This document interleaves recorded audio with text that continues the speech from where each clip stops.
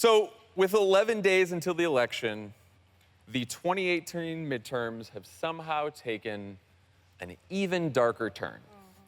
This week, a total of 12 pipe bombs were mailed to President Obama, Bill and Hillary Clinton, Joe Biden, and other prominent Democrats and former Obama officials who've all been the target of Trump's attacks. Now, when people pointed out that perhaps the president's words and actions have contributed to our poisonous political climate, Trump blamed the media for creating anger in our society. He was still tweeting attacks on lowly rated CNN, a place where one of the bombs was actually sent to, at 3:14 in the morning last night. Very normal. Very normal. And during the White House event where Trump announced that the suspect had been caught, he actually joked with someone in the crowd who said to lock up George Soros, who was also one of the targets of the bomb. Let's focus on the 3:14 a.m. thing for a second. Yeah, like, what was happening there? Couple options.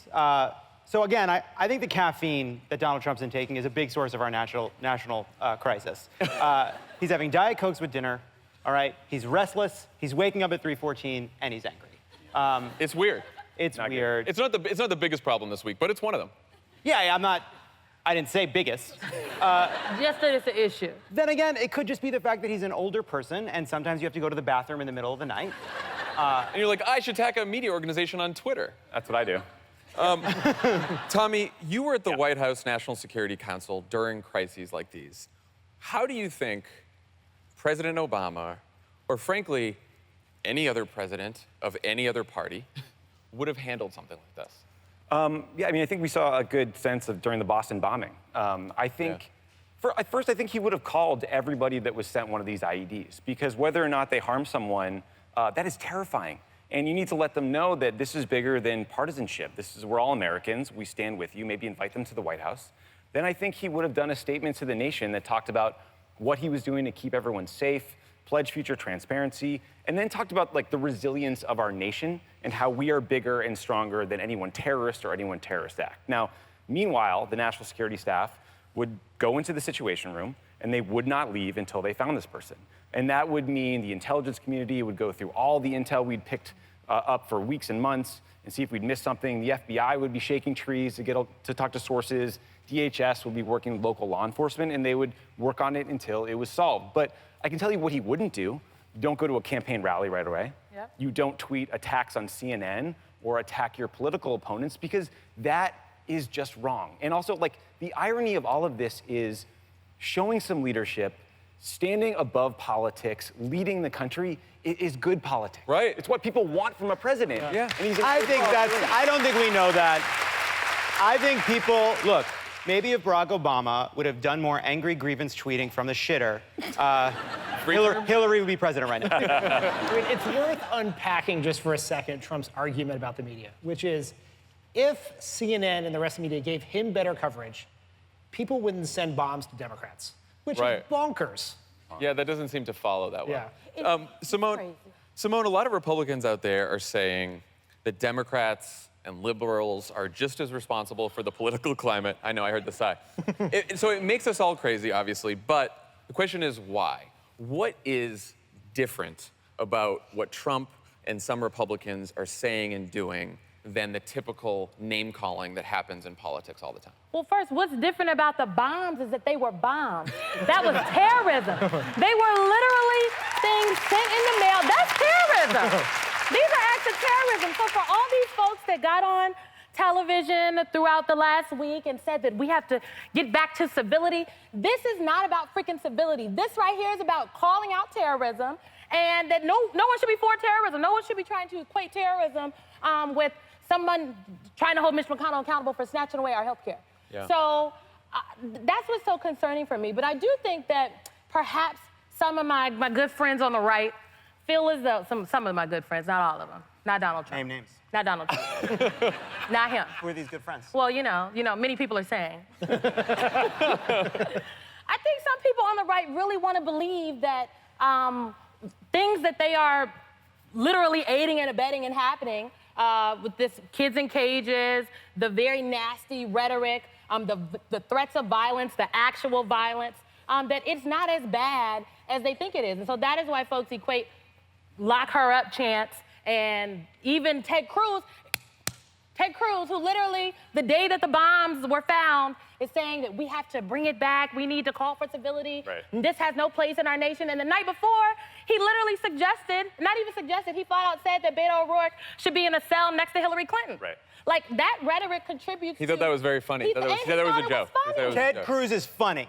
Like, it's crazy. Everyone knows he's a jokester. Ted Cruz is a hilarious cut-up. It's He is crazy. very charming, and he has a great sense of humor. It's crazy, but I'm very concerned about this quote-unquote mob mentality that Republicans are pushing, this rhetoric that they're talking about, because who they're talking about, like Mitch McConnell is talking about women who are victims of sexual assault. They're talking about folks that are literally crying out for their humanity, people that are coming together, exercising their duty as Americans, as citizens of this great country to protest. That's how we got freaking America. Like, the dang on, like, we protested to get the country.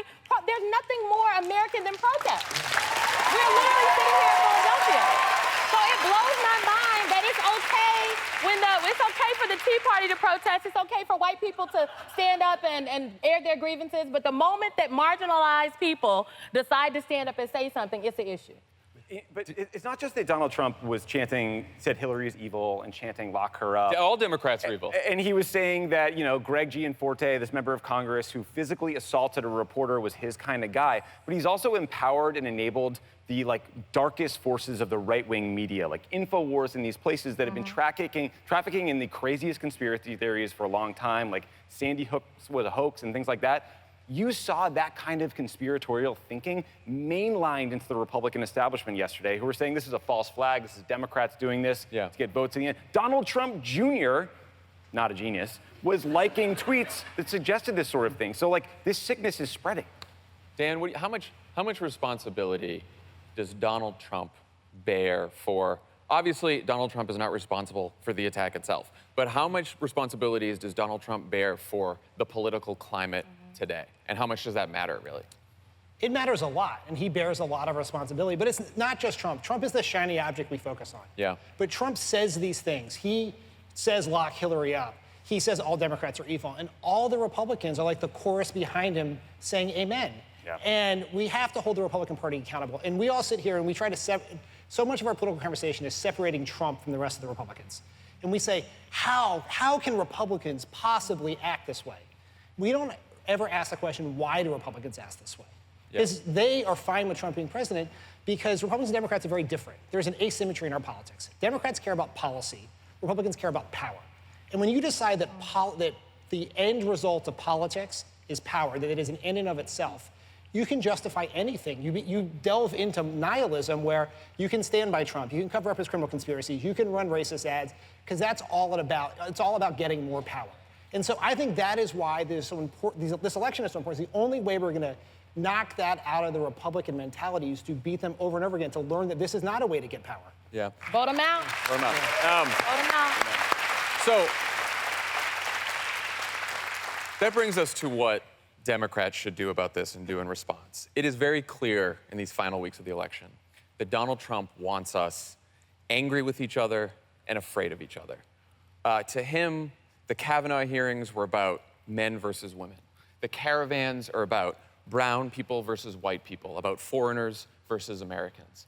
He is trying to divide us. And now, next week we're hearing that he might issue an executive order to seal the border and to deny asylum to anyone who comes to this country, which is silly for a million reasons because, there's a caravan of people 1,000 miles away. But it's clear, and his own administration has now admitted, that this is basically just a play to whip people up before the election. How did Democrats respond to this in this final week? Symone, they keep talking about the issues. Look, I feel like the Republicans have resulted to these fear tactics and scaring their Republican base to the polls because they don't have anything else to talk about. They can't talk about their tax bill because it ain't popular. They can't talk about health care because they lying. So they have to scare people. And Democrats, I think, need to stay on the message. We need to keep talking about what Democrats are doing and are going to do for people. We need to keep talking about health care and talk about putting a check on this president. That's what voters want, and I think that's what will prevail in the end.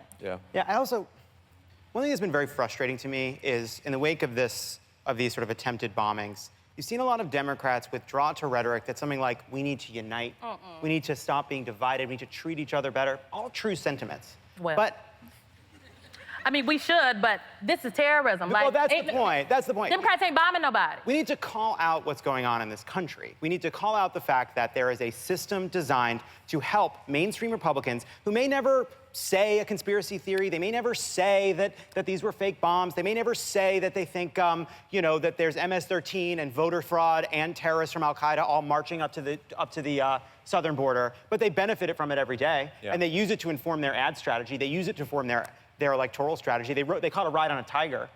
There's this sandwich now between Donald Trump at the top and some of the Fox News people and the fetid swamp beneath of Republican bullshit. And all of these Republicans are in this sandwich. I don't know what to do with them in the analogy anymore. And I don't know who's... And America needs to put this sandwich down. There you go.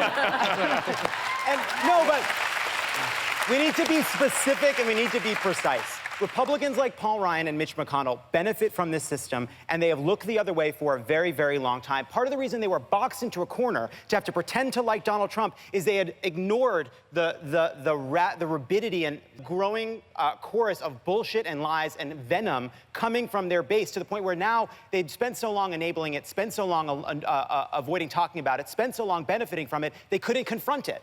And so we need to point that out again and again and again. We do need to stop being so divided, but it's up to Republicans to police themselves. If they want liberals to stop saying, oh, you want to stop our free speech, you don't care about our ideas, they need to stop blurring the line between the most reprehensible conspiracy theories and racism in the country and mainstream conservative thought. They need to do some work on their fucking side.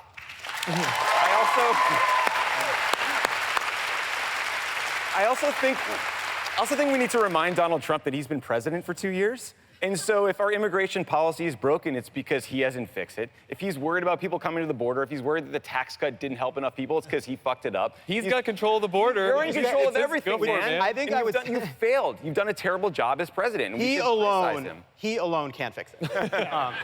So here would be some Thank you, sir. free unsolicited advice for Democrats, because Republicans believe putting the caravan in the news is the way to win the election. Trump's using his Twitter account to do it. It is showing up in ads all across this country. Right.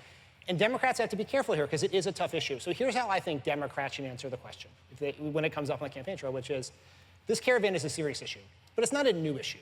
We have dealt with groups, sometimes much larger than this one, of people fleeing violence and oppression coming towards America. Yeah. And we should deal with this one like we deal with we've dealt with every other one in the past, which is we'll have government professionals evaluate what's happening and make the best decisions balancing humanitarian needs and the safety and security of the American people. Yeah. But what is different this time is that you have Trump and the Republican Party trying to use it to stoke up fear and division and to scare people and to distract from the fact that there is a different caravan. A caravan of Republicans from Washington coming to take your health care. That is right. Just one more point on that.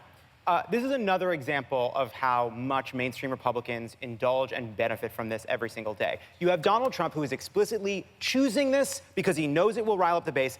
It is not a real issue right now. It is not an emergency. It's something he has chosen in the last days of the campaign. They're 1,000 miles away. They're 1,000 miles away. It will disappear the day after the election, right? It is made up. They've basically admitted it to reporters behind the scenes. But what do the intellectual Republicans coming behind with a Zamboni to clean up behind Donald Trump say? This is because the Democrats have become for open borders. This is because of abolish ICE. There's actually an intellectual structure behind what Donald Trump is saying. And this is what they do every single day. This is how they launder the most racist and vicious ideas on the right into mainstream acceptability. We should also Democrats also need to remind folks that Republicans are trying to steal your vote. And they wouldn't be trying to keep people from going to the polls and stealing their vote if it wasn't so important. So that's why we got to show up and show out. I